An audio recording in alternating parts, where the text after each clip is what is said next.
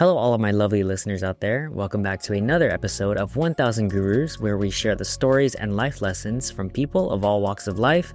I am your host, J.R. Yonocruz. Today's guest is Andrew Tran, aka Trandrew. Andrew is currently a financial services manager at a Fortune 100 company. Outside of work, he has a strong background in the performing arts. He grew up doing theater and even dabbled in stand-up comedy. At age 12, Andrew began breakdancing and is a founding member of Placebo Effect crew. He also previously served as executive director of Kaba Modern Legacy. Currently, he enjoys playing guitar during his free time and is looking forward to being a first-time parent later this year with his partner Clarizcel. This was another fantastic home run recording. Trandrew and I haven't really talked in about 12-ish years, but we stayed connected on social media. I found out that we have a lot in common, particularly our mutual love of comedy. But I also appreciated his vulnerability and insight when he shared his journey about self-improvement and mental health. We, of course, reminisce about our own journeys in dance, like on Kaba Modern, his biggest influences growing up, his love of performance and theater, and then his career shift later to financial planning and financial services.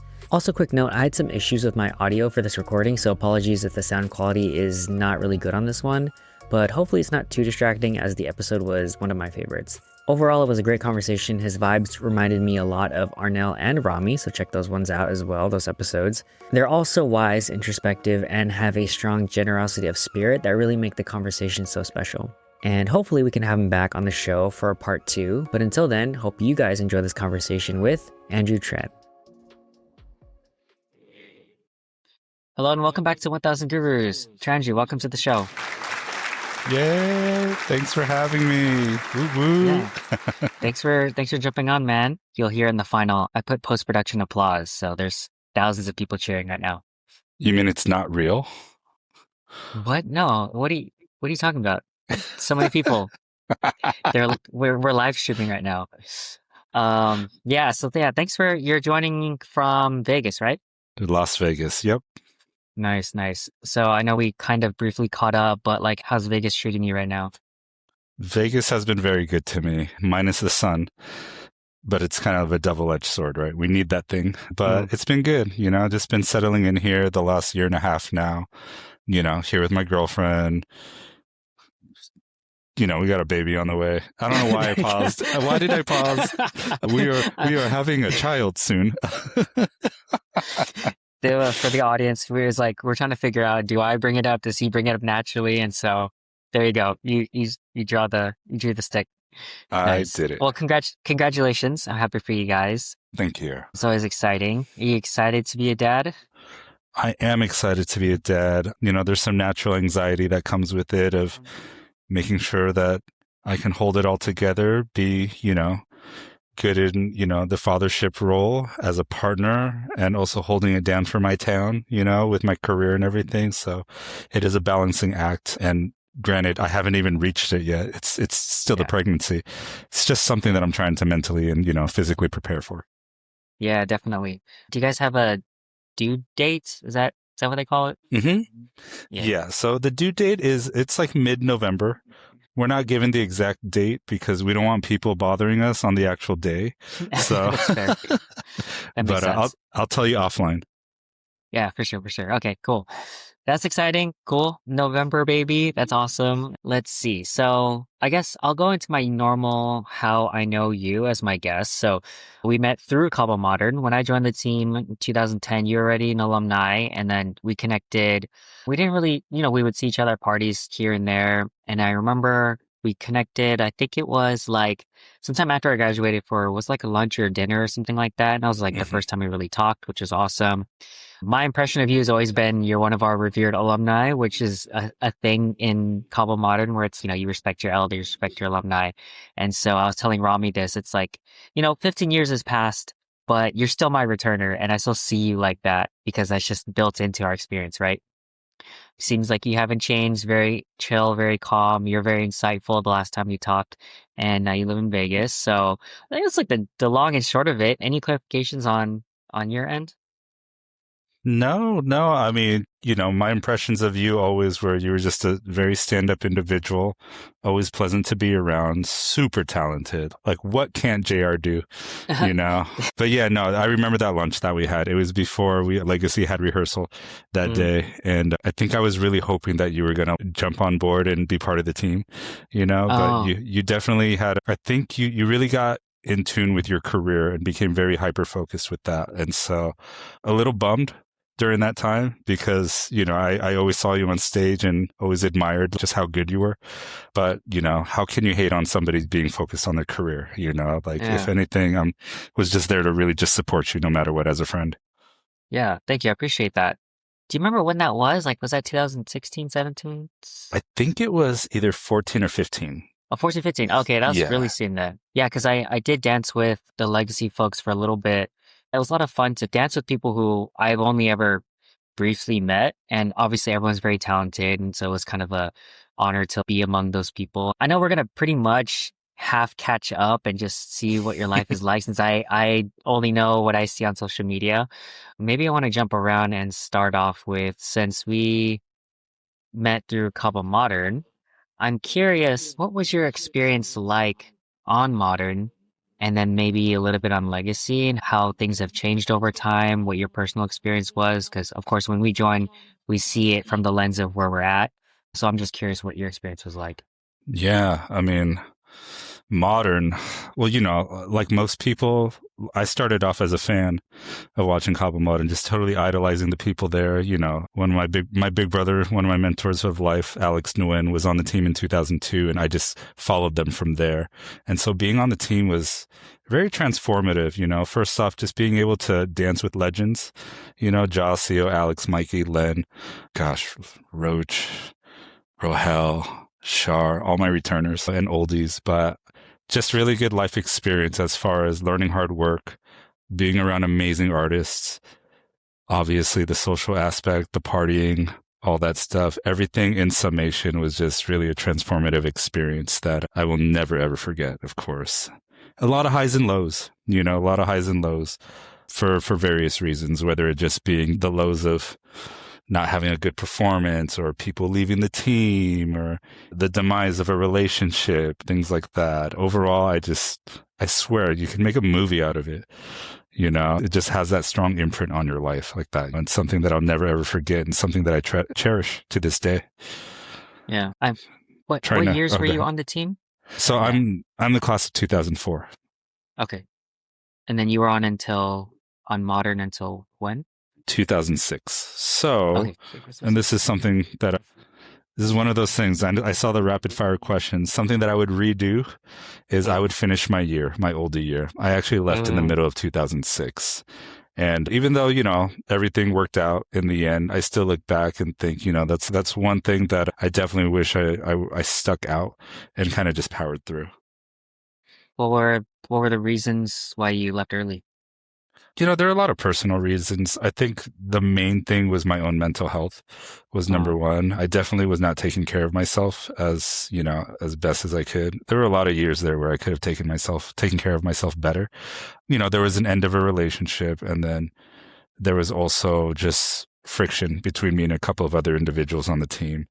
But, digressing a little bit, there's no one else's fault but my own and all that. I think if I took better care of myself and had a little bit more control over my emotions, I think I would have been able to finish things off strong. Yeah. Did you go to UCI? Because I know Kaba Modern is like anyone could join. So I was one of the non-UCI students. I Okay. actually went to Cal State University, Long Beach. And you know what? They needed B-boys at the time. So, I was Yeah, there you go. one of the B-boys who auditioned. So I'm trying to place it in time of your years. Were you a first year when you joined, or like what your age? So I was actually 17. I was a senior in high school when I joined the team, and at the time that was a record. That was like I was quote unquote the youngest person. I don't know what kind of record that is. I was the baby of the team. Later on, somebody else beat my record. Karen Song became the youngest person to ever join Modern. But yeah, I was still a senior in high school when I had joined. Interesting. That makes sense. And I mean, I can make assumptions, but joining a college team like that in our college years, mental health and balancing life and relationships and those social dynamics, it makes sense how it can be difficult, especially in that sort of situation. So it makes sense how, not all of us can make it as far as far as we want, but there's a lot of other challenge. I was talking to my K-10 class about this when they were on the show, but it's like, we're still kids and we're growing through everything. And so of course it's going to be hard because we're still figuring ourselves out and we're not even fully adults yet at that point. And so it Yeah, makes sense why it was such a challenge, right? absolutely. Yeah. Everyone's still figuring it out together. Like no one really knows exactly what they're doing, right? Yeah, exactly. So then you left it in 2006. So what about Legacy? What was Mhm. that period and what was your experience like? So after I had left, I did different projects and everything, and KM Legacy had a kind of a resurgence in a way. It was kind of one of those periodic things where, oh, like Legacy's actually doing PCN, and Mm, so I jumped on stage for PCN and did some performances for a little while. And it was really cool, super cool. And then eventually, what years were those? I want to say it was probably around like 2008, 2009, 10. And then I think I had left after maybe 2.5, maybe 3 years of dancing with Legacy mm. prior to my next stint, which started in 2014. Okay, so you rejoined. Yeah, I rejoined in 2014. That was when they opened up, positions for being a board member. Oh, And that's right. Okay, yeah, yeah, and Cindy Kim, CK, was the one who reached out to me and was like, hey, there's open positions, nudge, nudge. And I took it as a sign of like, okay, well, maybe this is my chance to kind of redeem myself. It kind of hung over my head for the longest time that I left Modern not on good terms. yeah. And even Legacy, I had my ups and downs with it too. And I know I'm not the only one. Everyone just has ups and downs in general, with any organization they're a part of. But it was my opportunity to kind of be more of in a servant leadership type of role to kind of just give back to everybody and give everybody an opportunity to shine on stage. Mm, I love that. And then how long was that second stint and general reflections? Like, how do you think it Mm. went? So that second stint, it was from 2014 to 2017. And then I stepped down and faded away. Reflections on that. Mm, I wish I took better, again, it's going to be a common theme throughout all this, is taking better care of my mental health, taking better care of my body. I think if I had done that and gotten more proper sleep, I would have been able to train harder. Because when I watch those videos, I see myself and I'm like, what happened to you, bro? Like, what happened to me? Like, you suck, dude. But yeah, I think if I had taken better care of my body and mental health, I think I would have been able to train harder on top of, the leadership role and everything. Mm, yeah, that makes a lot of sense. Cool. Yeah, thanks for sharing. I know we'll get back to at least the mental health piece of that, maybe the physical health as well. Mhm. But yeah, that's awesome. I always like hearing different people's experiences, and it feels like, everyone's experience is different, but in some Mhm. ways it's also very similar.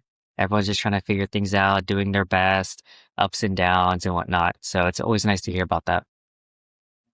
All right. If nothing else on Kaba Modern related things, we can go into our typical sort of starting off point, I guess, which is Uh-huh. origin story and biggest influences. So, Okay. Trandrew, where did you grow up and what were your biggest influences?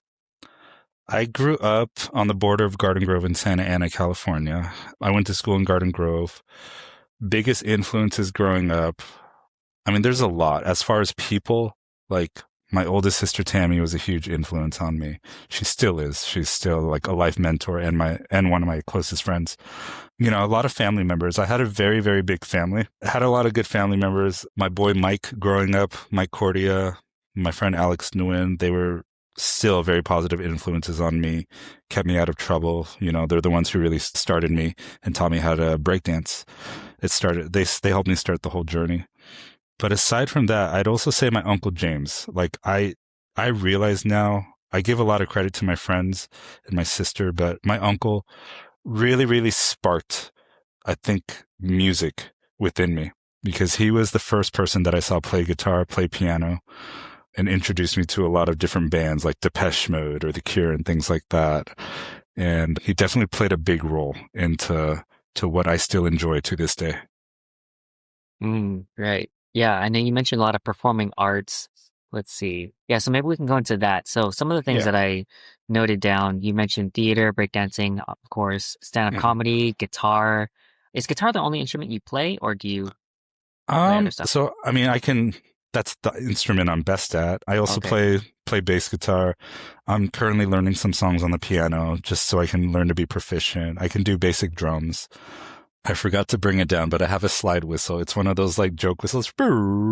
Ah, Man, I forgot to bring it down. But overall, I think the only instrument that I can say that I'm good at though is the guitar. okay. So how long you been playing? So the music was music before dance, like playing an instrument? I mean, I played violin in elementary school, if that counts, but I don't even play it Oh, anymore. oh, Dance was actually prominent before I became serious at guitar. I started breaking at age 12, and I started playing guitar, I think, at age 14. okay. Yeah. So, but I mean, like very formative years, right? You're just so immersed into dancing and music. Yeah. So I want to ask. Well, maybe you kind of alluded to it, but how did you get into these things? What you drew to them? You mentioned your Hmm. uncle. Yeah. I would say, honestly, like, you know, and I don't know if it was prominent while you were growing up, MTV. Mm. MTV was just so cool. Like, even before breakdancing, I was into rock music. I always wanted to be a rock star. Like my sister played tennis and I would take her tennis racket and put on a Green Day album and just start playing air guitar with the tennis racket and just run around the house doing that as if I was a rock star. So I'd say like, yeah, definitely MTV, Green Day, Offspring, who's also from Garden Grove, by the way. Smashing Pumpkins. Those bands really, really influenced me growing up. Mm. Wait a minute. Did you teach us a routine to Queen right now? Was that you? That was me. Yeah, that That was was me. oh my God, that every time I hear that song, it reminds me of you in that routine. I was like, it was one of my first exposures, and I was like, ooh, this song is fire. It's such an Um, amazing song. Yeah, I still yeah. feel like I didn't do it justice, but it was something that I was just very passionate about at the time, and Queen has a heavy place in my heart. Definitely one of my favorite bands of all time, and so I look back at that and I'm like, okay, that's a fun video. There were some comedic elements to it, but definitely, yeah. I mean, that's so funny you bring that up. It's yeah, cause oh my gosh, just like, cause we had like those leather vests and everything. Yeah. I remember, I don't obviously don't remember the choreo, but I do remember that you were so enthusiastic and passionate about it. You're like, oh my God, I love this song. I love Queen. And it was the first time I've heard of a dancer really into Queen, and Mhm. was not really into Queen, but I was like, oh, Mhm. I vibe. Like you could tell that you really liked this song in this group. So yeah, that's what you have given to me is that enthusiasm. So Thank I always you. like hearing the song. It hypes me up. I'm like, oh yeah, I'm about to break dance. Wait, I don't b-boy. What is You were going you on? were in the video, right? You were I in the think so video? because I was wearing that vest just without a Yeah. shirt. I'm pretty Yeah, sure. you were in the video. Yeah, I mean Yeah. that was kind of my thing. Like, shout out to Alex Nguyen and Miguel Zarate, but on Kaba Modern, they kind of like they pretty much were pioneers and they did a piece to White Stripes, Seven Nation Army. And to Mm, me, it kind of broke barriers for me of like, oh wow, I could actually do non-traditional breakdancing routines to the songs that I love the most. It doesn't have to be your typical like boom boom kappa kappa boom cat. yeah. You can be Breakbeats. really unorthodox with it. And so I kind of took what they did and went further in my own direction with it. And yeah, I mean that's eventually like all I do now, or what I was doing when I was choreographing is just choosing those types of songs. Yeah. Well, that's kind of what I love. I don't know if you know Lil B, Brian Perez is a locker. I used to dance with him in high school and I just had him on the show as well.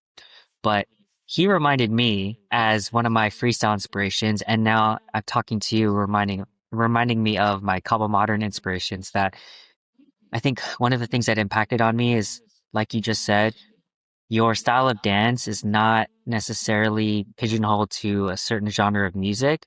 And in fact, it's your connection to the music, it's the feeling. And when you freestyle, it's kind of bringing that out. And so it should never Yeah. be kind of held down into a specific thing. And that's what I really looked up to a lot of the big names on Cobble Modern and people who use their freestyle, put it to choreography, to a music and genre you would not expect. Hmm. And to me, that's real artistry. And I love that so much because it's like, think outside the box, guys. It's like a freestyle mentality brought into choreography, which I really love. Yeah, 100%. I wholeheartedly agree with you on that. I really think that's what kind of made KM stand out is we would take, especially, old school fundamental styles and putting them to songs that you just wouldn't really expect to hear out of it, And then with that, it brings out also different movement as well that probably might not have come out had you choose something traditional, So I definitely think, yeah, you're pretty on point with that. A lot of choreographers around that time were doing that. Yeah, especially my super oldie Sean Duong. His advice to all of us was always, learn other styles of dance or just expose yourself to it and different genres of music. And then when you come to choreo days and you do something, like experiment with that. And I always remember that piece of advice. That and also Deo's advice, which is always submit something for choreo day, because it's kind of the practice of always just doing it instead of letting the fear. So those two pieces of advice from my super oldies are always very instrumental. And I love both of those guys so much. Those guys are so cool. Of course. Yeah. Definitely all my inspirations. I want to ask about, so we talked about guitar, we talked about music and breakdancing. So theater, how did theater come into play? So theater was actually my first love. So theater, I mentioned my older sister, Tammy. She was in theater growing up. Like in junior high and high school, I would always go to plays and watch her. And I just thought it was always the coolest thing, And on top of that, I was a big fan of Saturday Night Live growing up. I was just a huge fan of sketch comedy. I feel like there was something so different about it, something so smart, and something that you couldn't just get anywhere else. And so, my first play was in second grade. I played the gingerbread man in a holiday play, and I actually had to do like a rap. It was a gingerbread rap, like a one verse thing. And once I got to junior high, actually, hold on. Before that, sixth grade, I entered the talent show at my school, and I did a comedy sketch called Amnesia, where, I'm playing with a friend. I get hit in the head or something, and I wake up and I forget who I am. And then I do a Forrest Gump impersonation. And I got third place at the talent show. And so, and then junior high and high school, I was definitely involved in like plays and things like that, and even had some lead roles. And then I stopped with acting once I joined Kaba Modern, because once you're on Modern, it's all about Modern, you know? And I didn't really pick back up with theater until I did some short films in college. And then it wasn't until 2016 that I actually started doing stand-up comedy. And I did a 3-year run of stand-up. And so, so that was pretty cool. How did you get into stand-up? How did you learn it? And I can see, I guess the third follow-up to that is you mentioned theater or sketch comedy, SNL, improv, and stand-up. Those are different but peripheral siblings. Yeah. Sorry, just to go back. So then how did you get into stand-up? Okay, so, I did improv as well in high school. We did something called comedy sports. So I did some of that too. But stand-up happened because I was at one of my friend's birthdays. His name's Adrian Lau. He's also a UCI alumni. He had a birthday party up in LA, and I didn't really know anybody. So I was just kind of sitting on the outskirts, just with the beer in hand, sitting against the wall. And then I saw this woman, this Asian girl, maybe 5-6 feet away from me. And I look at her and I'm just like, hey, what's up? I just introduced myself, She introduces herself. She's like, hey, my name's Jenny. And I'm like, oh, I'm Andrew, And, she's like, what do you do, Andrew? And I just talk about what I did for work. And at the time I was, working with special needs kids. And I said, what do you do? And she's like, oh yeah, well, I'm a professional stand-up comedian. And she says it like that, just matter of fact, nothing crazy. And suddenly I'm like, whoa, you do comedy? Oh my gosh, how'd you get into it? You do it professionally? You do it for a living? That's crazy. Just totally enamored with the fact that that's what she was doing, And I think she felt that for me. It's kind of hard for me to hide my emotions. Yeah. And, her name is Jenny Yang. Yeah, and she's quite famous, I will say. And let's see, 3 months later, maybe even less than 3 months later, she sends me a Facebook message and she says, hey, you told me, well, I did tell her during the time, I said, I've always wanted to try something like that. And so she hits me up on Facebook Messenger and she says, hey, me and my friends are throwing a comedy festival and we actually have a bracket where newbie comics can perform. So we're choosing some newbie comics to just go up there and do a short 3-minute set. And that's it. would you be down to do it? And like, literally, like, I was so ecstatic. I was like, yes. But at the same time, scared to death because I had not done that before. You know, I have probably about 2, maybe 3 months to prepare. And, you know, they prep us too. Like, she had me come out to do a workshop with some of the other newbie comics, which was super helpful. And pretty much, you know, she had us like write down on a sheet of paper, like, for the next 10 minutes, write down what annoys you. And then after you write it down, get up and talk to everybody about what annoys you, and don't even try to be funny. Just talk about it. And as I'm talking about it, I notice that they're laughing. And I'm like, oh, that's all you have to do is get up and talk about what pisses you off, and people will laugh, you know? And, you know, fast forward maybe like 3 weeks after that, I go up, you know, I do the thing. A lot of friends came out to support me, which I'm very grateful for, you know, like I felt so supported, you know? And I think it's because people knew that like I had this ambition to do something with my goofiness, with my silliness. And, you know, I did pretty well, I think, better than I thought I would, which was a nice feeling. And as I got off stage, one of the coordinators of the show, one of the comedians who threw the show came up, and she was like, hey, you did really well. And I was like, oh, thank you so much. And she's like, hi, I'm Atsuko. And I'm like, okay. Yeah. And so Atsuko Okatsuka. So she was actually one of the coordinators of the show. Oh, that's and cool. It was really cool because like we connected a little bit, and then less than a month later I got invited to do a show with Jenny and Atsuko. It was like a small show at like, I forget what it was called, but it's up in LA. I think it's closed down since then. Mm. But I'm only rambling with the story just because like I feel like Jenny and Atsuko were mentors of mine, and then now Jenny's, she's blown up. She's written for TV shows and things like that. And Atsuko, obviously, she's huge now, you know? She's funny, yeah. Yeah. And so, man, if only I had stuck with it. Yeah. Okay, I have so many follow-ups, but I want to go back. Okay, I guess quick context. So I had taken a stand-up comedy 101 class, and it was all about how to write jokes with like, you know, professional comedians, and it was a really helpful class. It was like right before the pandemic. And then maybe 2024, I took a 201 class from the same studio or the same comedy theater in Huntington Beach. And then so my friend and I would do open mics here and there. And so I'm so fascinated with comedy. Obviously, I love comedy. I've done open mics myself, and it's one of my open mics. Yeah, this is one of my ambitions that I've been putting on the back burner until I've done with this sort of thing. Anyway, so long story short, I'm so fascinated about your journey. You said that you start off with that 3-minute set, and then you started off with the foundation of, okay, what annoys you? How did you turn that into a full set? And then how did you approach doing sets from that point on? Good question. So really, like I started off with a couple of things that would annoy me, and then like, if I'm just being completely honest, I would sit with a pen and paper, I would get hammered, and then like any like weird thing that I would do when I would be hammered, I would write it down. And like the saying goes, write drunk, edit sober. And that's what I would do.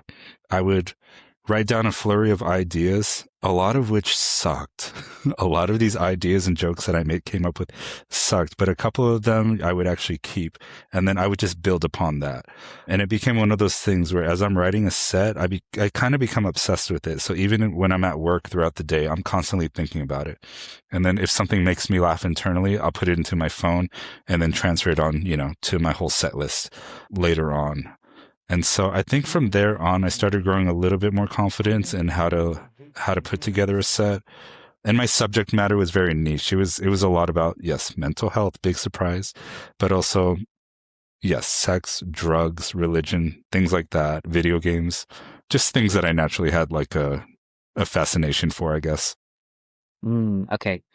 I love that. So my brain is very analytical and nuts and bolts. So how do you structure a set? So you said that you build a set and you kind of focus on it, you add to it and you think about it. But like, do you just focus on a few topics? Do you focus on one topic, or just try to build it out like that? Or how do you approach it? So, I mean, by no means when I give this, I guess, quote unquote advice or whatever, by no means do I think I'm an expert, because I don't really feel like I ever hit that 10,000 hours to master it. But I honestly treated it kind of like a dance set where you have pieces. you have pieces and then you find ways to transition into, one into the other. And I think the longest set I did was about 15 minutes. That was the longest set that I had done. But most of my sets were about 5 to 10 minutes. So most of those would consist about maybe like 6 or 7 different bits that were about a minute and a half long with little bits in between, of course. So I was never one of those one-liner guys. So it was always just like set up, little like, jabs in between and then one big punch at the end.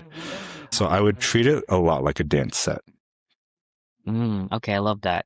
And then so when you were doing different sets, was there so you switch around little pieces in between and try new stuff? That's kind of how I learned it from my teachers, is like you have your C, B, and A sort of tier, and then you kind of start off strong, and then you do your experimental stuff, and then you end with your finisher, like your best stuff. And then as you go through that process and you level them up to A tier jokes, you kind of do that. So was it a similar approach? Yeah, absolutely. I definitely was strategic about, okay, like this one usually gets a laugh, so I'll put it here. This one's new. I'm not sure what kind of reaction it's gonna get. So I'm gonna put it in between these 2 jokes that have gotten laughs. So I would structure it that way. But hold on, I'm processing right now, JR. You did stand up. You've done open mics. Yeah. My God. I love doing open mics, actually. Yeah, okay. Well, I don't even know where to start. Yeah, it's been a lot of fun. I did it by myself for a little bit, and then pandemic, and then I got my friend to do 201 with me, and then we were just doing open mics. And it's so funny because in the theater we go to, he and I are like the only Asian guys, and so it just happens that I'll tell Filipino Asian jokes, and he'll tell gay jokes as he's gay, and then sometimes I'll go first. And then he'll go. And then when he went first one time, he started telling Asian jokes. And so when I went up, I'm like, all right, well, Aiden told all the Asian jokes. I guess I'll tell the gay jokes now. Everyone's quiet except him. He's dying laughing. And I'm like, all right, well, at least we got each other. So our comedy humor like really made each other laugh. So we're like doing fan cams of each other. And it's always we're laughing at each other's jokes and everyone else is quiet. So it was a lot of fun. That's so funny. Hey, as long as you change one person's life, Yeah, no. And it's funny because sometimes if my girlfriend goes to my open mics, my set just happens to be like, I start writing a joke about her and then my set is like 90% about her. And so I open with, all right, so my girlfriend's in the audience. So if you hear, it's funny because she's heard this entire set. And if you hear someone laugh late, a little tiny girl in the back, that's her. And then she starts to giggle. I'm like, see, that's her right there. And then after that, everyone starts laughing. And then I'm like, it's funny because she heard this joke 10 times and yet she still laughs late. And then that gets the crowd warm. But, that's so cool, dude. Okay, I sorry. I know you're the one leading this podcast, but can I just make a request of you? Yeah. Is if you ever come to Vegas, you can stay with us. Like you have a free place to stay. You don't have to pay for any hotels. There are open mics out here. So I'm trying to get back on stage this year. That's part of I made a bingo card with like me, Clarizcel, the girls, Gigi, Alabon, April, even Via. We made bingo cards of things that we want to accomplish this year. That's cool. And hopping back on stage to do stand up is one of them. Nice. Dang. I'm excited. Same. Getting back to stand up is like, I've been on a dance team that I just finished my term on. And so now I'm like, okay, now I can do all these other projects, and stand up is one of those things too. Yeah. Yeah. No, I mean, I was, when you were posting some videos, I was pretty stoked. I'm like, dang, I didn't know Trandrew did stand up. And then, you were having a lot of fun with it. And so that was also another thing, is like knowing that a friend of mine was also doing stand up. I'm like, that's so cool. Okay, hold on. My brain is derailed as well. What was I going to ask? Oh, okay. So you said a 3-year sort of like you were doing it for 3 years. I'm curious about like what that experience was like how, you just went on stage, you had good feedback, then you started having like these mentors and you started meeting people. How did it turn into 3 years? Like, were you just going to shows? Were you getting invited? And then, I don't know where to start. Yeah. I mean, I really feel like I got lucky.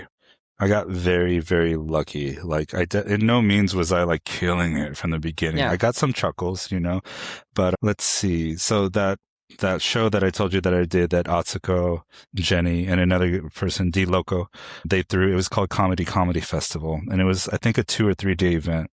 Each day had a different host. The host that was there for my day when I performed, his name's Aiden Park, and he's gay. And he actually started throwing events himself. And him and I talked backstage, and he actually, he was like pretty drunk while he was hosting. I'm not going to lie. But backstage, he was like, wow, you actually have jokes. He was like, Nice. wow, you actually have jokes. And I was like, yeah, I mean, I care about this, and he's like, okay. Yeah. And so he started throwing events, and at the Laugh Factory in both Long Beach and Hollywood. And it was called Rainbow Pop. And it was really geared towards the LGBTQ plus community. And I was the token straight guy. Nice. He was like, I need a straight guy. I was like, I'll be the token straight guy. Okay. And most of the time I opened up, because everybody that was performing there was pretty seasoned, like 5+ years. And here I am, just random Asian dude just coming in and doing 5 minutes, And so that's kind of how it continued. What else happened? I think the last big event that I did was the Hollywood Improv.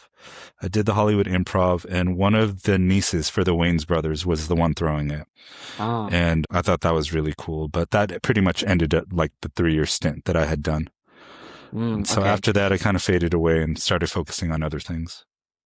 So then so these big events, it's kind of like because you were in that, you had networks and you were kind of invited, or you found your way into those shows. Is that what happened?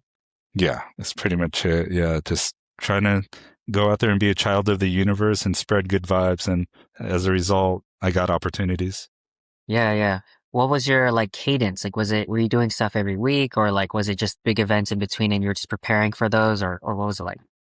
So, I mean, I would prepare most for the big events, and leading up to the big events, I always did a couple of open mics prior, especially if I had a lot of new material and I needed to test it out. And I mean, you probably know, like doing an open mic, that was perhaps the scariest thing, because a lot of times people are there, they're comedians, and they're probably just thinking about themselves in their own set. So they might not be laughing as much. So you're not getting much reaction out of that. It's like, did you experience that? No, yeah, that's why I told that joke, because my friend and I, we would be laughing at each other's sets because we have the same sense of humor. Everyone else is just like stone cold, like just no reaction. I think also too, because the group of like 10 to 12 comedians, like some of them were like really close friends and we were kind of outsiders. And so I get it. Like you laugh at your friends' jokes because they were laughing at each other's. And I was like, that was okay. But I would still laugh just for the vibes, Yeah. But then when we went up, it's like silence. But I genuinely thought our sets were funny. And so, and I don't know what your experience was like, but like, I don't know. When I first went on stage, I thought I was nervous beforehand. But once I'm on stage, I'm like, I feel like this is so like where I'm meant to be. Like I'm not nervous at all. I love watching it, I love the process. And like, even if I bomb and no one laughs, I'm like, that was kind of fun still. And like, I like listening to it. And I like the science of tweaking, restructuring a joke or working on the delivery, right? It's like it's either the delivery or the structure or both that need to be kind of revamped. And I think I have so much like ADHD when it comes to my sets, because like I know I need to work on specific jokes to level them up, but whenever I sit down to write a set, I come up with a bunch of new stuff and I'm like, I need to work on these old things. But so there's just too much enthusiasm and creativity, I guess, that I'm like, I just need to do this where I'm doing open mics like multiple times a week and I can commit to it. And then I just, kind of level up my skills, because the passion and enthusiasm is there. It's just, I need to commit to the time. But anyways, I don't know if you had any similar experiences. Yeah, no, I mean, it was always kind of a scary experience. I think that's the most performance anxiety that I've ever had. We're so used to being a part of a group, and everyone's kind of like feeling it together. But when you're on stage, it's all you. So you either feel like you're on top of the world, or a knife is being twisted into your heart when no one's reacting, Yeah. So, yeah. Yeah. It's funny too, because sometimes, well, I learned this from my teacher as well, where he's like, you'll get laughs where you don't expect it. And then if you keep doing it again, you'll realize, oh, the joke is actually right here. It's not right here. And then the second thing is when you're present in the room and you react to people's reaction or non-reaction, that's sometimes even funnier because people know that you're there with them. And so I always think about that, like slowing down, listening to the room. And then I'm like, all right, well, my set is clearly bombing, but being present is making people laugh. And so I'm like, all right, well. Yeah. That's huge, actually, because I think when people see a stand-up comedian, if they show a certain amount of awareness, like if the audience is thinking something and then the comedian articulates it, It's like, oh, this person's aware. I trust this person. You know, it's like if somebody who looks a certain way, like might look goofy, they go out on stage and the first thing they do is make fun of themselves, then the audience will likely have their backs because it's like, oh, dude, like this guy won us over because of his humility and his awareness, you know?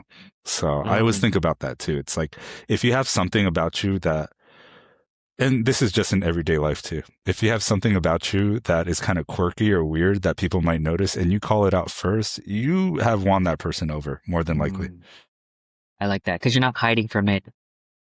I was going to say, there's this other thing where it's, you know, about jokes where like the audience can tell if you're not over something and it's hard to laugh, but if they can tell that like, oh, it's like something in your past that was painful, but then like you're telling a joke about it and you're like, oh, he seems fine now, then they feel like they can laugh. And so I feel like that's something else that I learned. But yeah, on that topic, or if you had any thoughts on that, but I'm curious, what are some other things you've learned that really worked for you when you're building a set or performing? Drawing from personal experiences, I think allowed me to speak very honestly and genuinely. And I think that's where I got the most laughs. The few laughs that I got really came from the genuine moments that I was just being myself. Like, oh, I'm fucking depressed, so I'm doing a triathlon, you know, but I can't swim because I'm Vietnamese, because Vietnamese people can't swim. And then people actually really like that. And like, so here I am trying to immigrate to the finish line, you know, and that was that was one of my better ones. That's funny. That was an abbreviated version. Yeah. Wait, I didn't know Vietnamese people can't swim, or if that's a stereotype. I never heard of that. I mean, you know, it probably isn't. I think that's something that I just made up because I couldn't swim. Okay. So I think, yeah. I gotcha. Yeah. Okay, I'll throw one out there now that you reminded me. So I tell when I go into like saying how I'm Filipino, I'm like, you know, you can tell where the Filipinos are in your area is you open up Google Maps, you type in Jollibee, and all the Filipinos are in a 5-mile radius of that Jollibee. Always kills for Filipinos. And another thing I love doing is if I know a friend is coming, right, I will for sure write 1 or 2 jokes about them. And then no matter what, it always lands because obviously you have context. And so they'll laugh. And because they laugh, everyone else around them laughs. And then the rest of the set goes well. And so I love it when people come to my shows because I tell them, I'm going to write jokes about you. And then they start laughing. And then it's just a great set, even if the jokes aren't even amazing. That's always fun. That's awesome, man. Yeah. I mean, it's all about your energy. And yeah, the audience... One person from the audience does have the ability to impact the rest in a positive or even negative way. Oh, yeah. So, I mean, that's why it's luck of the draw. Like everything has to kind of be clicking on all cylinders, right? Yeah. Yeah. Dang. Oh, dude, I'm so excited. I'm very, very like impressed. Like I did not know that you did stand up. Oh, dude, that's freaking awesome. Yeah, I mean, I've been kind of low key about it because I really like, I don't know, it's just timing. I really want to get into it. I feel like this is something that I would do for fun for the rest of my life. Yeah. It's just like, timing. But yeah, man, I'm getting too excited talking about this. We should switch topics. Yeah, maybe we connect offline and then, you know, if the whole, like we do a set together sometime in the future, that'll be awesome. Yes. Okay, we talked about theater, breakdancing, stand-up comedy, guitar, challenges, takeaways. I don't know, we kind of went over this, but any biggest lessons or takeaways that you want to impart on the audience with your performing arts sort of adventures?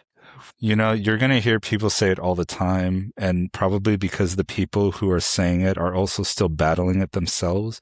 Just do the damn thing. Just go out, do it. Don't be scared of what anyone else thinks. If friends or family are unsupportive, if they're jealous, or if they just feel like that you're not going to be good, just do it anyway. Like our time here is so limited, you know, and we get so wrapped up in ourselves, and it's very easy to do that because everyone's their own worst critic.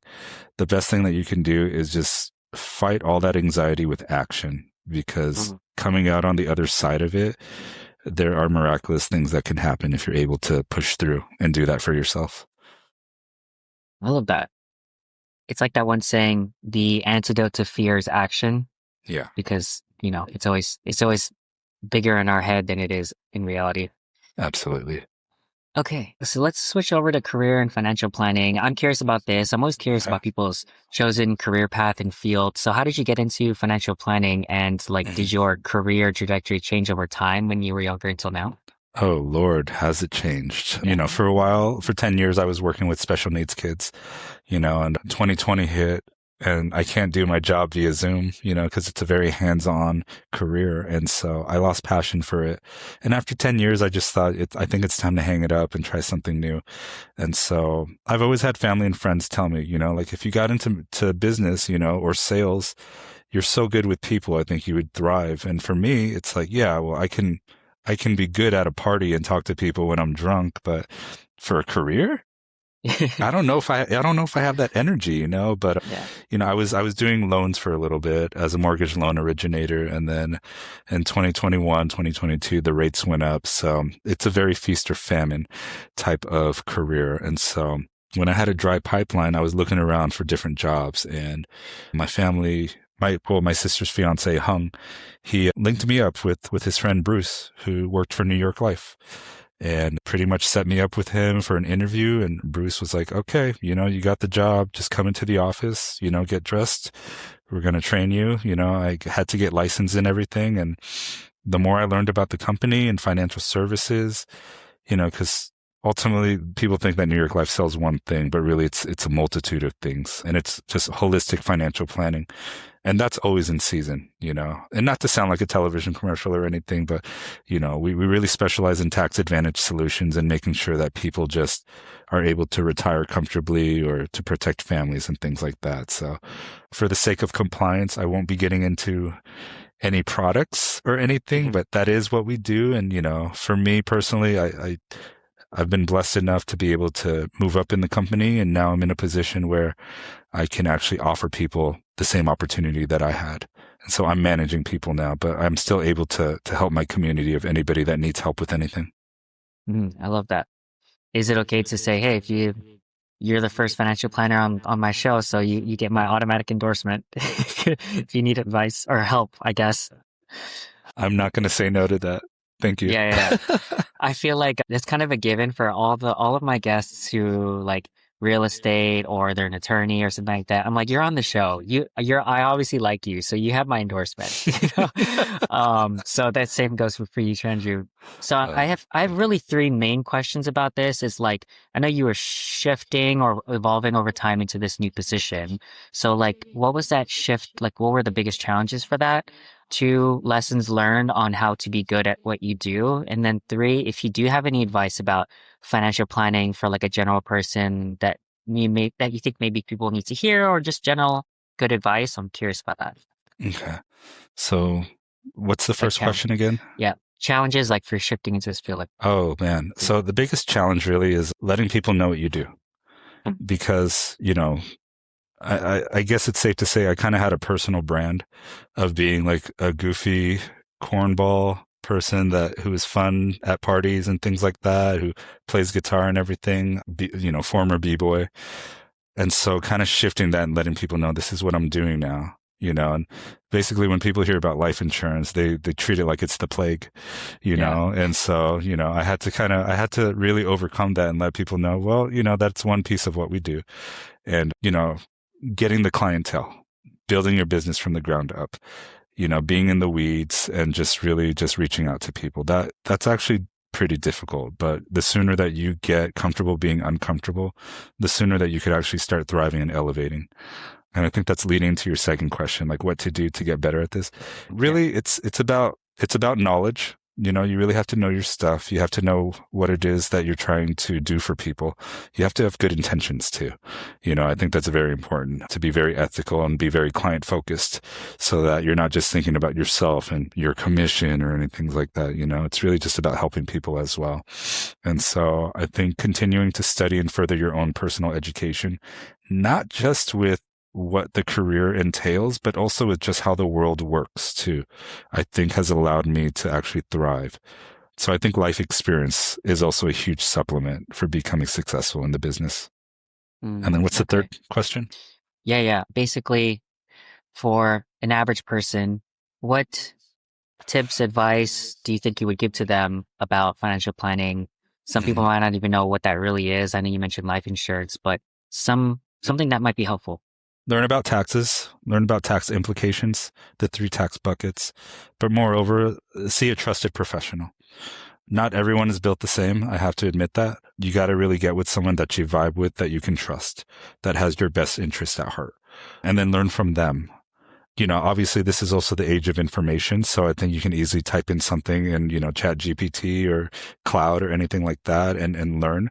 But you're going to learn the nitty gritty of it also from a local advisor. But again, choose someone that you can trust. How does one find someone that they can trust? Yeah, I mean, that's a good question. I mean, yeah, so do I just Google and be like, closest tax advisor, financial planner? Yeah, you can do that. You can definitely see like who's local and whatnot, but there are people who are out of area that can still help because they're licensed in other states. And that's not just a shameless plug for me to help you. But definitely you can easily look to see like who the top producers are for like, your local financial services company nearby or anything like that. But Yeah. I would also really look at different companies and make sure that they're reputable and that they have good financial strength, because you really want to make sure that you're with a company that's going to have longevity, that's going to outlive you. You know what I mean? Because if a company goes down under, your finances will go down under too. Oh, that's true. Cool. Yeah. Thank you. I think that's very helpful. It's more just like, I guess, my thought is, how would you find someone to trust? Like, are there any indicators of someone who is knowledgeable, trustworthy, the company is good? Like, what are I guess we're for surface level, right? But like, what are some indicators of that? Certain indicators, there are additional licenses that one can get to be able to give themselves more credibility. So if you see someone that's in financial services and they have like CFP, or, that's a certified financial planner, or FSCP, financial services certified professional. If you see anybody that has like some letters next to their name, that means that they know some shit. So I would recommend starting with that. Okay. That's a good tip. Okay.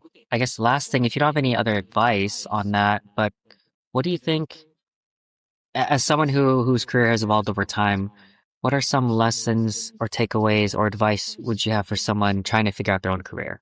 Figure out if it's purpose, if it's income, if it's autonomy, like what matters most to you. Do you want freedom? Do you want time? Do you want a lot of money? Do you want to help people? And obviously, like, the goal is to have something that checks off all those boxes, of course. But I think really knowing oneself and knowing what's important to you is a good starting place. Obviously, people say, like, the saying goes, if you do what you love, you'll never work for a day in your life. That's ideal, but it's also doesn't always happen.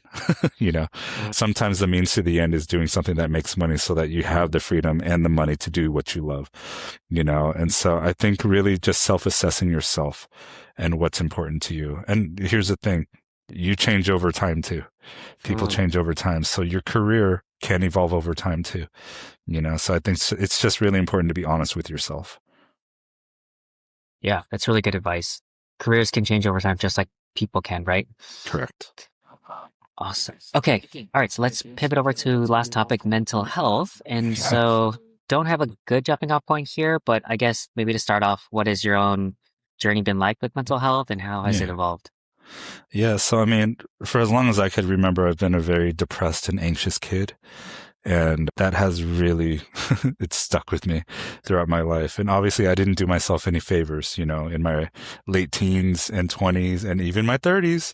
I'm 39 now, but, there are certain things that I didn't do well for myself in terms of like partying or drinking and things that didn't really help me.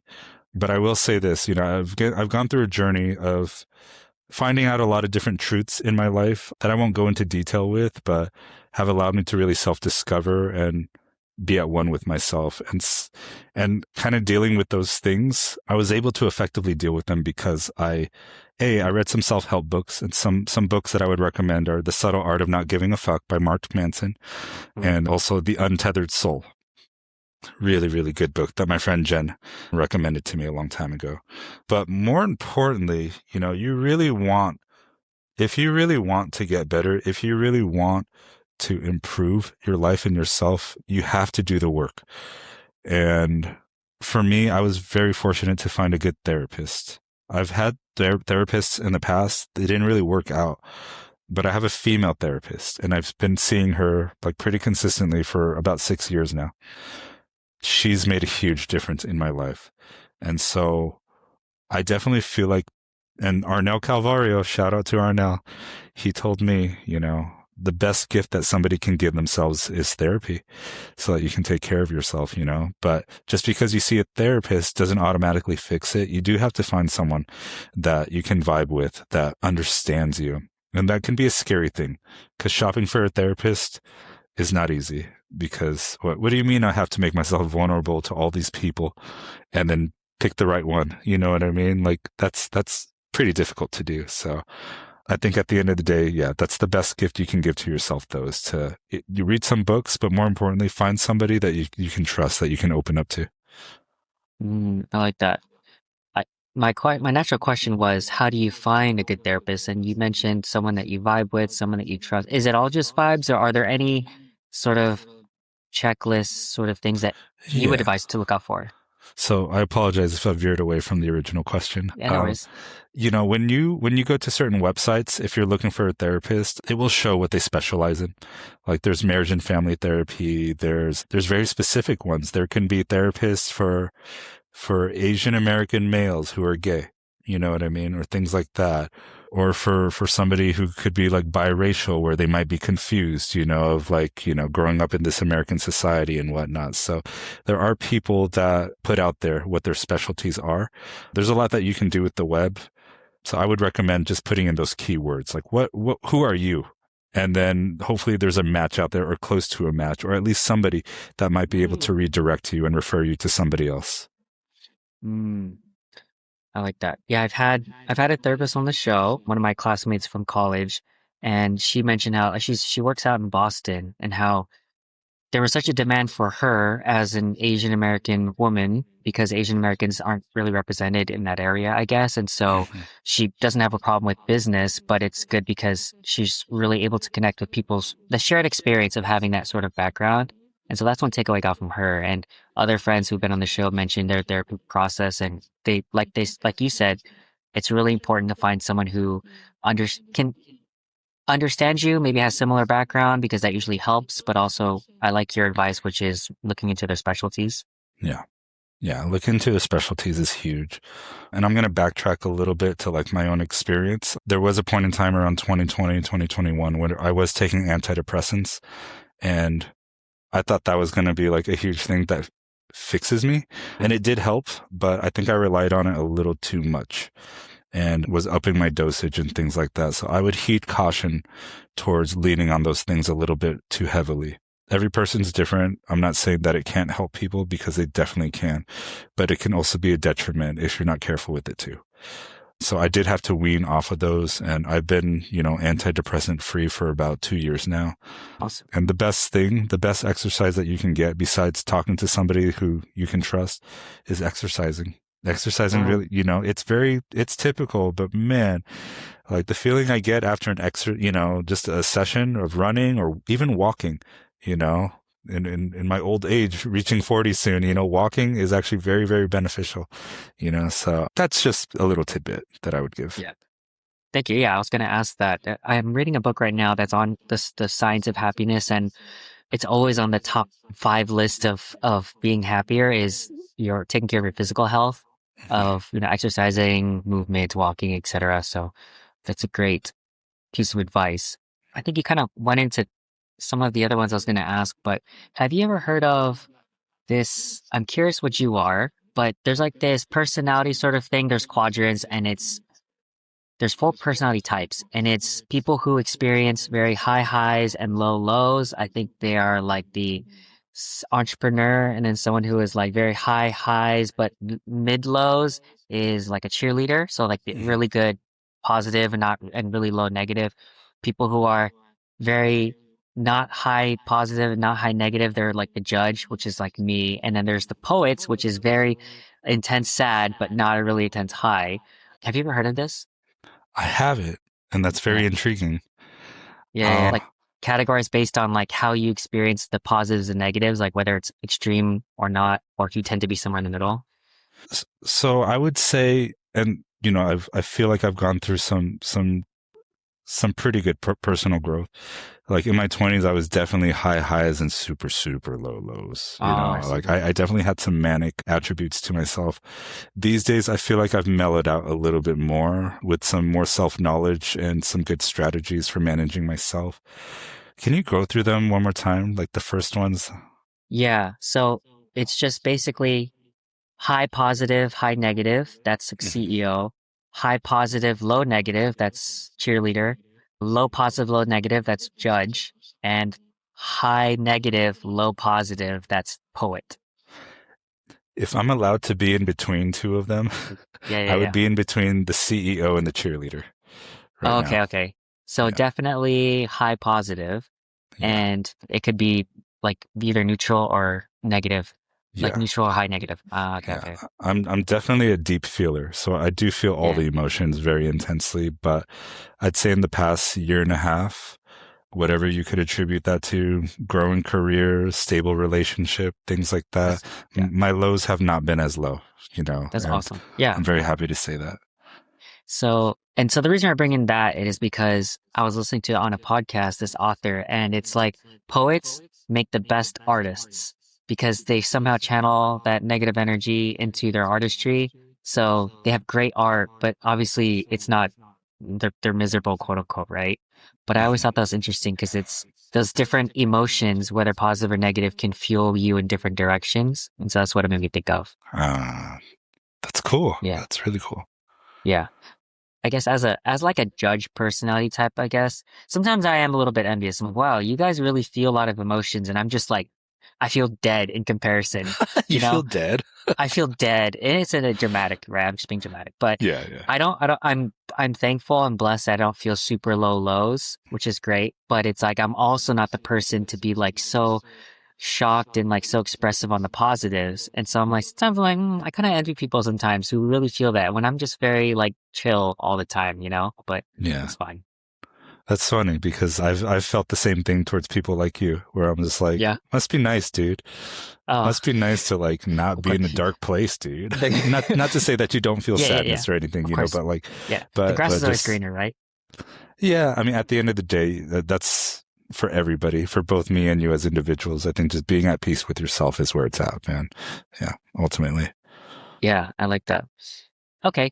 I know the last thing is really just practical advice. I know you mentioned find a good therapist, exercise, anything else you want to leave people with on mental health? Oh, get sleep, get Mm, quality sleep. Get quality sleep. Your sleep or lack thereof can heavily impact your mood, therefore impact your whole day, how you interact with people and how you handle things.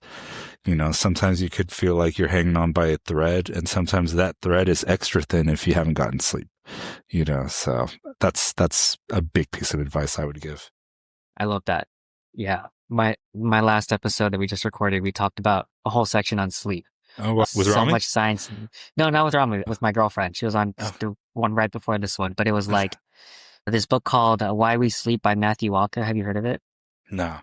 Yeah, so it's basically how sleep is the foundation of your health, full stop. Like if you can eat well, you can hydrate, you can exercise, but if your sleep is trash, like good luck with your health outcomes, recovery, with your immune system, with your mood, everything. Yeah. And so it's like if you don't get your sleep right, everything else is an uphill battle. So I always recommend that. If you're young, I have younger friends and they pull all-nighters still. You know how they used to do that as well. And Yeah. it's like that's great, but eventually you'll hit that period where it's like, okay, you're not as resilient and you will feel the late nights. It doesn't age well. Yeah. I feel like in the past it was like a badge of honor. Like, damn, I stayed up Hmm. so late. I partied so Yeah. hard.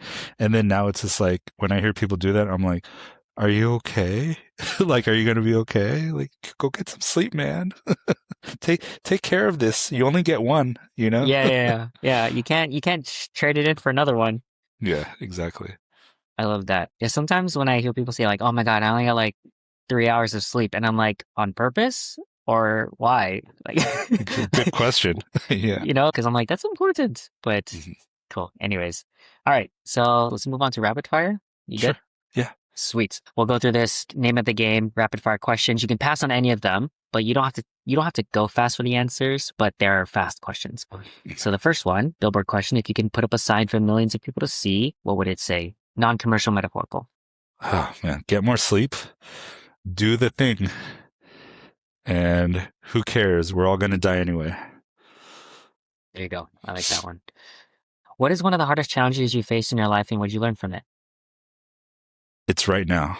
It is right now. It's the balancing act of being a good partner, being a father figure for Kingston, Clarizcel's son, growing into my career as a manager. And it's only going to get more difficult once this baby comes, but it's something that I'm really, really working towards being prepared for. So I'm currently facing the biggest challenge of my life because I have so much to lose, but it's also, there's a peace within it as well. Yeah, I love that.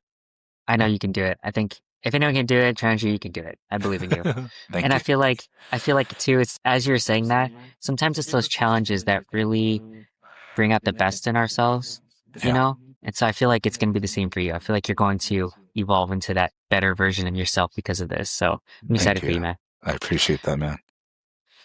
Self-inflicted wound. Do you have a story about something that's gone wrong and you can't blame anyone else because you did it to yourself? Okay, so this happened like in my early 20s. I got a speeding ticket and I couldn't afford it. And I had too much pride to ask anybody for help. So because I couldn't afford it, the fees picked up. I ended up getting my license suspended and I was driving illegally for a long time. Damn. Later to find out, I told the story to one of my friends and he was like, why didn't you just tell me, bro? I would have just let you borrow the money. Oh, So man. it was just a bonehead early 20s mistake. Dang. Okay, next one. If you could redo something, what would you do differently? If I can redo something, it's funny because I read this too, and I'm stumped even now. If I could redo something, I think if I could redo college, I would be a theater major. Mm. I was a psychology major, but I feel like I could have followed my passion more. Shout out to Lawrence Cow for doing the thing, man. Go Lawrence. Yeah, Lawrence. I was going to ask, in the alternate universe that you were a theater major, what would be your goal or dream? To be a versatile film actor. To be in comedies, to be in dramas and things like that. I always felt like I would be able to do both sides of the coin. Okay. So like movies or just anything. Movies. Okay, cool. That's cool. That's awesome. If you could give your younger self advice, what would it be? If I can give my younger self advice, what would it be? I mean, same things that I'm telling the audience right now is get sleep. Don't worry about what everyone else is thinking. Obviously, if I can, like, I guess, this is like wisdom, right? Like, just be yourself unapologetically in your art and in who you are. I think I've held myself back in the past way too much just because I was just worried about what people would think. I like that. In the last few years, what new belief, behavior, or habit has improved your life? If we haven't already touched upon it. Well, that would be sleep. Sleep, but also pausing and knowing when to take breaks if I have high emotions. So this applies even in my relationship. This applies at work too. When I'm stressed out or something's upsetting me, is to just pause, breathe. And I think it comes down to asking myself, why am I feeling this way? Is to separate myself from the individual named Andrew Tran and just be a being and then ask, okay, why is this person getting so worked up? What is the core wound that's being opened right now? I love that a lot. One of the things about mindfulness that it reminds me of is like, whenever I find myself in these heightened emotions, and they always say, take yourself out of it, identify the emotion, try to like label it in a term, because sometimes that helps, right? It's like, I'm so mad. Like, no, you're not mad. You're like frustrated or you're disappointed or whatever. And then that's one layer of separation so that you can now diagnose what's going on. And I like your point of what is the wound that is connected to, or maybe some sort of thought pattern or mental script that you're holding on to. It's always so hard to do in the moment because we're so emotional. But it is very helpful, right? Yeah. I like that. How do you define success? I think success, this is so multi-layered, man. But I really think success, number one, is feeling good about what you're doing for yourself and for the people you love. And that could be so many different things. It could be financial. It could be simply helping people, making food for somebody. It could simply be making sure that everyone who came before you knows that you appreciate everything that they've done for you, and then passing that to the next generation. And so it comes in a lot of different forms, but ultimately I think the highest form of success to me is doing what you love, whether you're getting paid for it or not. I'm curious if this is different. What is something that separates the younger version of you from the current version of you? The younger version of me had kind of like this like youthful, just random ass confidence to me. And then now I think the confidence that I have now is very much earned, and I worked hard for it. Like I had it, I lost it, and then I built it back. So I think the difference is knowing that I have the discipline to be able to achieve what I need to get. I like that. It's very insightful. Where do you think that young confidence came from? Was it just ignorance or like people hyping you up, or? It's a little bit, yeah. I mean, it's ignorant confidence for sure, but it's also, yeah, the confidence came from external forces, I think. And now, see, you've helped me self-discover, JR. I think before it was an external confidence that I got from other people, and then now the confidence that I have is more internal, actually, which I think is sustainable. Right. It's like a more foundational, more sustainable, long-term. Yeah. I like that. What is something you've been pondering recently or think about often deeply? Death. I think a lot about the time we have left, how it could come quick. I think a lot about what it's like for somebody on their deathbed, whether it's something that they saw coming like an illness or if it's a tragic accident, what that is like through the eyes of that person. It kind of sounds morbid, but like I do think about these things of like the type of pain that people experience. Like, because when you die, even if someone's there with you, you're experiencing it yourself. You're dying alone, ultimately. And so, yes, it does sound morbid, but at the same time, I do feel like that's how I keep myself humble, is by thinking that way. Then I'm actually grateful. I'm like, oh my gosh, like I still have this. This can be taken away at any point. I'm on a podcast with JR right now. This could be taken away at any point, I love that. That is almost exactly the same thing that Rami said. Really? Is, he works in the ICU sometimes, and he talks about being so close to death and so often that it gives him such a different spirit towards life, because he sees it as, this person has X amount of months to live. Like, what am I doing to really make the most out of my life? Because it could be taken away at any time, like you said. Yeah. So I like that. Favorite hot take or something that you think most people would disagree with? It doesn't have to be like a spicy hot take. Okay. So I have two, and it could be a hot take, might not. The serious one, I think when somebody is highly critical about somebody else and make sure that they're vocal about if somebody's pointing out somebody else's flaws and they're highly critical about them, it says more about them instead of the person that they're actually being critical about. And I've been on both sides of that coin, where I've been very critical about people, and then people have been very critical about me. So I think ultimately it is a projection. And then the other one is that ketchup does go well with rice. Oh, well, there you go. I was never into ketchup with rice, but my cousins all loved it, and I was like, okay, I guess. Like if I got it from my best friend Mark. Okay, he's Filipino, so I learned this in a Filipino household. There you go. But that spam, rice, eggs, or chicken, rice. Oh gosh, yeah. Checks out. Yeah. I love that. What do you think are some of the differences between how you see yourself versus how others see you, if at all? Definitely. You say it too. You said it too in the beginning. Like I'm like a chill guy. And even like people at my work, like during a high stressful time, they're like, why is Andrew so chill? Like he needs to be like worried about these things. Well, the truth is I am worried about those things. And the truth is I am having a fucking panic attack. Pardon my French. I don't know if people cuss on this, if that's yeah, you can. Go for okay. it. Yeah. I'm having like a panic attack, an anxiety attack deep down, but on the exterior, I might seem calm. So I think the perception is that maybe things don't bother me, or that I might not care enough about things, but the reality is I do. So I don't know where the disconnect is, but I'm dealing with anxiety every day. Oh, I like it. That you're vulnerable, not that you have anxiety every day. Let's see. The last few. What is one of the best or most worthwhile investments you've ever made in either time, money, energy, etc.? So a couple of things. Therapy. So an investment into myself and my own self-care has allowed me to be stronger and be there for other people as well. The saying goes like, if to help other people, you should help yourself first, actually. The other thing would be, is there another thing? No, we'll just leave it at that one. Yeah, that was perfect.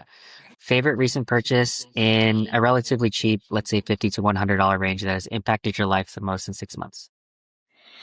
All right. So this is for my job, is I got a wireless HDMI transmitter to plug into my laptop that, casts on a bigger screen on the TV. It's allowed me to coach my team better. And it allows me to also plug it into, my advisor's laptop so that I can see what's on their screen. And it makes for the coaching conversations to be much smoother and all the teachings and everything. So, I mean, just that little bit of technology has actually really made my business a lot more smooth. I like that. It's always those small things that you don't expect that you're like have the biggest impact. Yeah. Which is why I like this question. All right, last one. Favorite books, movies, videos, articles, or any media that you share or recommend the most? I know you gave some book recommendations, but anything else? Yeah. So those 2 books, in addition to that, like movies, I mean, it depends what you're looking for. I mean, if you just like artsy fartsy stuff, I'm a big Wes Anderson fan. I'm a big Stanley Kubrick fan. Those are my 2 favorite directors. So I would recommend that. Like, recommend for what exactly? Just any that you recommend the most. If you find yourself always recommending these things to people, I'm just curious. Why is that such a tough question for me right now? It's okay. Listen to Radiohead. That's my favorite band. So if you want some good music, listen to Radiohead. Watch those movies for the directors I just told you about and those books. My favorite show on Netflix right now, and it's been since like 2020, is I Think You Should Leave with Tim Robinson. It's crazy how much more popular he's gotten since I started watching him. But it's just very unsettling comedy. So if you need a chuckle or if you want to raise your eyebrows, like, why is this on TV? Watch I Think You Should Leave. It's a series? Yeah, it's a series. It's not exactly it's sketch comedy, but there's no audience. Oh, okay, interesting. Yeah. Okay, cool. All right, I'll link that in the show notes. Okay, you made it to the end of Rapid Fire. Congrats, Trandrew. We just have our ending sequence now. So we always end with gratitude. Shout out to my mom. So Trandrew, what are you grateful for? Kind of funny that you do this because me, Clarizcel, and Kingston do this before we eat. And I'm just going to say I'm grateful for them. I'm grateful for my family. I'm grateful for you, I'm grateful for my crew. I'm grateful for, we had a midwife appointment yesterday and I got to hear the baby's heartbeat. And so I'm grateful for my baby's heartbeat, that Clarizcel is doing well right now. And yeah, just grateful for all that. Grateful for my job. Grateful for my coworkers. I could go on and on. Yeah, no, I love it. I love it. Thanks for sharing. Any final asks from the audience or any final takeaways you'd like them to have from this conversation? Just to reiterate again, get some sleep. Take care of your finances. If you need a trusted advisor, I know a guy. I also know a guy. And ultimately, just take care of yourself. Take care of yourself, and you'll be able to take care of other people much better as a result. I love it. I love it. Okay, Trandrew, so we'll link your Instagram and your LinkedIn in the show, but where can people find you if they want to check out what you're up to or connect? Yeah, Instagram's probably the best space. If you make it onto my close friends, you'll see the goofy stuff. But yeah, I don't really post on LinkedIn, but professionally, if you want to connect with me there, go right ahead. I'm still on Facebook here and there. But more than anything, if you want to connect with me, I got a phone, so hit me up. Let's keep it old school. Yeah, I like it. Cool. All right. Well, Trandrew, thank you so much for the time. I really appreciate it. This was such a, what are the words? Very insightful, reflective, enlightening, inspiring conversation. It reminds me that the one time we actually connected was such a good experience. I'm happy that you were able to make the time. I'm gonna re-listen to this one. I was inspired just to listen to it. I'm like, man, this guy has a lot of good stuff to say. I'm gonna take a lot of notes. I don't know. For the audience, if you guys don't know, when I listen to these episodes, I listen to them 4 times each. I listen to them twice when I edit because I take notes for myself.